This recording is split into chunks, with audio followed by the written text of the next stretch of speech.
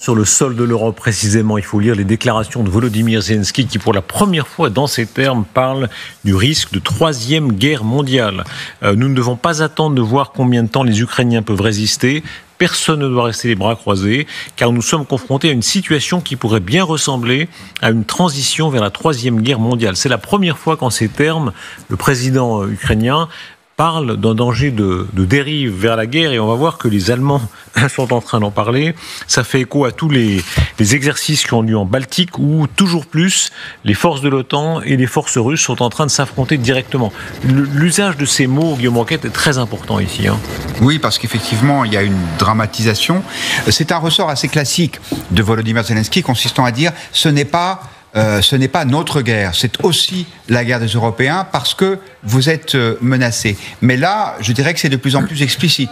Il y a cette idée, ou en tout cas cette conviction chez Zelensky qu'il peut encore mobiliser, si ce n'est les Américains, en tout cas les Européens à ses côtés. Et c'est vrai qu'il y a un écho, parce que quand on voit tous les efforts de remilitarisation de l'OTAN, quand on voit les exercices qui se multiplient dans les pays baltes et dans l'Est de l'Europe, on se dit que les états-majors occidentaux ne sont pas loin de partager son point de vue. Il n'y a pas seulement Volodymyr Zelensky qui le dit, le chef du renseignement allemand, Bruno Kahl, est en train de décrire ce qui pourrait se passer dans les pays baltes et effectivement, ce serait une dérive très grave vers la guerre générale.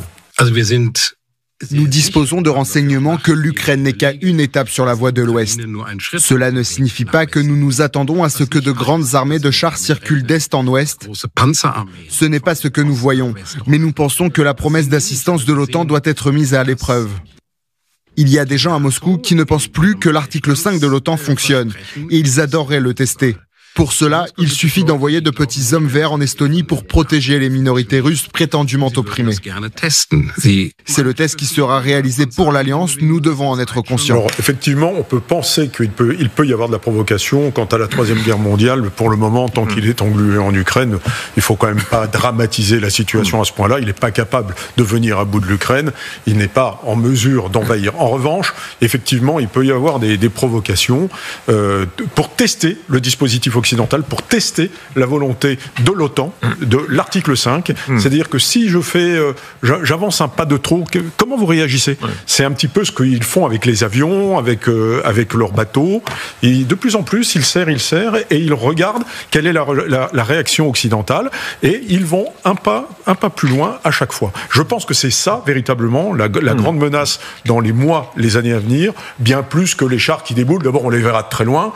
Ensuite, on a une aviation qui est largement supérieure, et puis ensuite il faudrait déjà qu'ils viennent à bout de l'Ukraine. Il y a une réalité géopolitique qui n'est pas complètement fausse dans ce que dit Lavrov. Il oublie juste une chose, juste un détail, c'est la volonté des peuples. Le cas des Baltes est vraiment intéressant. Ils ont été occupés, ils ont été déportés, ils ont une histoire évidemment dramatique. Pour eux, ce sont des tout petits pays très menacés, et il y a là une espèce de point de fragilité de l'OTAN. Oui, parce qu'ils ne sont pas partis du monde russe, mais ils étaient intégrés dans l'Empire russe jusqu'en 1917.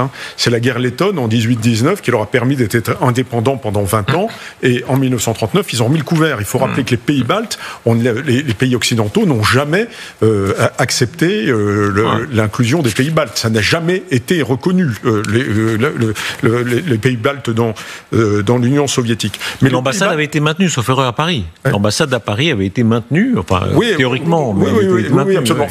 Le bâtiment avait été respecté. On n'en était pas à mourir pour eux. Mais il faut voir les pays baltes, c'est un autre problème. C'est la liaison territoriale en Baltique entre Kaliningrad et puis la Russie. C'est-à-dire c'est toute cette façade maritime qu'ils ont perdue en 1991. C'est ce qui fait qu'aujourd'hui, ils sont quasiment expulsés de la Baltique. Et sur le plan, avec en plus la Suède et la Finlande qui étaient neutres et qui ne le sont plus, eh bien, les pays baltes, aujourd'hui, c'est un véritable problème pour eux, pour leur continuité territoriale et pour leur présence en Baltique. Et donc, effectivement, il se verrait bien, effectivement, retrouver cette partie maritime qui leur manque. Mais, alors, on parlait d'un bataillon français en Estonie, je crois, c'est ça. Mais rappelons quand même qu'il y a une brigade qui s'installe également en Lituanie. Allemande. 5000 hommes, qui sera complète en 2027. C'est-à-dire qu'aujourd'hui, les troupes de l'OTAN s'installent durablement. Ça veut dire que le jour où ils attaqueront, il faudra passer sur le corps de soldats occidentaux. La grande inquiétude, expliquez bien, les Occidentaux qui ont peur d'être entraîner dans la guerre. Parce que si les Baltes sont attaqués, il faut réagir. Et s'il faut réagir, ça veut dire qu'on entre en guerre avec la Russie. C'est cet enchaînement-là qui fait peur. Une autre chose aussi qu'il ne faut pas négliger, c'est que le parapluie européen du président de la République, s'il est européen, s'il est étendu à l'Europe, inclut également la Lituanie. Alors je ne dis pas qu'on va déclencher la bombe pour la Lituanie, mais c'est une incertitude stratégique dans l'analyse russe. Que va faire la France si jamais nous intervenons dans cette région?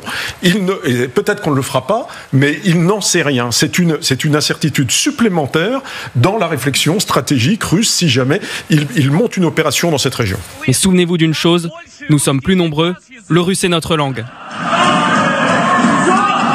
Monsieur Roslika, au Parlement ne parle qu'en letton.